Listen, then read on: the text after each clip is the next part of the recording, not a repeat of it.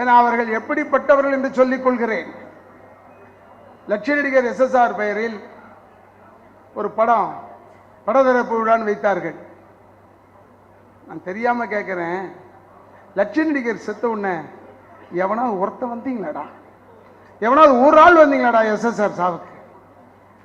நான்லாம் ஆஸ்பத்திரியிலேருந்து வந்து பார்த்தா என்னுடைய தலைவர் அங்கே நிற்கிறாரா தலைமாட்டில், அவர் தாண்டா நிற்கிறாருங்க. அண்ணன் விஜயகுமார்லேருந்து அத்தனை பேரும் அங்கே நின்னாங்கடா.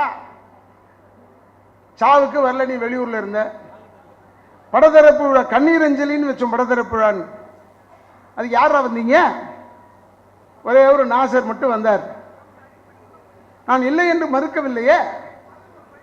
ஆனால் இந்த மீதி பேர்லாம் அப்படியே SSR எங்க உயிர் டே, அவர் நடிச்ச முதல் படம் பேர் மட்டும் சொல்றீங்கடா, நான் ஏஞ்சி போயிடுறேன். நாடகக்காரனடா லட்சிய நடிகர் SSR, உண்மையான நாடகக்காரனடா SSR, தமிழை தெள்ள தெளிவாக பேசக்கூடிய மனிதனடா SSR. அவருடைய மகன் SSR கண்ணனை பொருளாளர்கள் நிறுத்தி இருக்கிறோம்.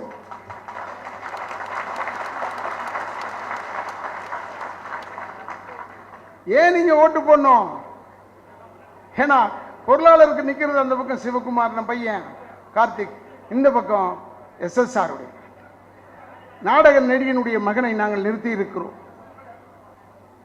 ஒரு தாய் குழந்தைக்கு பால் ஊட்டிக்கிட்டு இருந்தார்.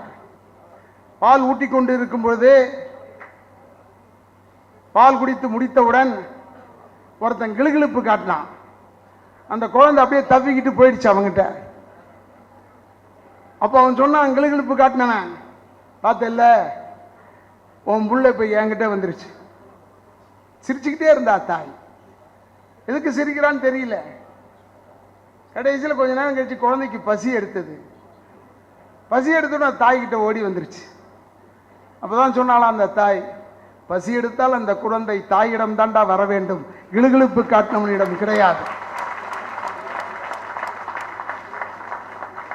இந்த கதையை ஏன் சொல்றேன்னா, இதுக்கு முன்னாடி மீட்டிங்ல கூட ஒரு இடத்துல சொன்னேன். எதுக்குன்னா, என்னுடைய சகோதரர் வீரா சின்னத்திரையில் இருப்பவர், வா மேலவா, இந்த வீராவுக்கு பல முறை படித்து சொன்னேன். ஆனா அவங்க ஏதோ கிளுகிளுப்பு காட்டி கூட்டிட்டு போயிட்டாங்க.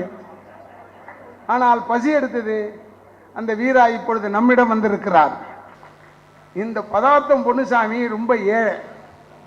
ஆனால் இவ்வளவு வயசாயும் தேனியில் உட்கார்ந்திருக்கும் அந்த மனிதனை தேடி விஷாலுக்கு யாரும் போறதில்லை. விஷால் டீம்லேருந்து போறவங்க அவருடைய ரசிகர்களே போய் ஓட்டு 10,000 ரூபாய் கொடுத்தாங்க. அவர், வேணாம் தம்பி, நான் யாருக்காவது ஓட்டு போட்டுக்கிறேன், விடுங்க தம்பி, 15,000 ரூபாய் கொடுக்குறேன். இப்படி கையெடுத்து காமிச்சாராம். இது யாரு? ரத்தம் வர்றது ராதா ரவின்னு தான் பேர் சொல்லும், ஜாக்கிரதா.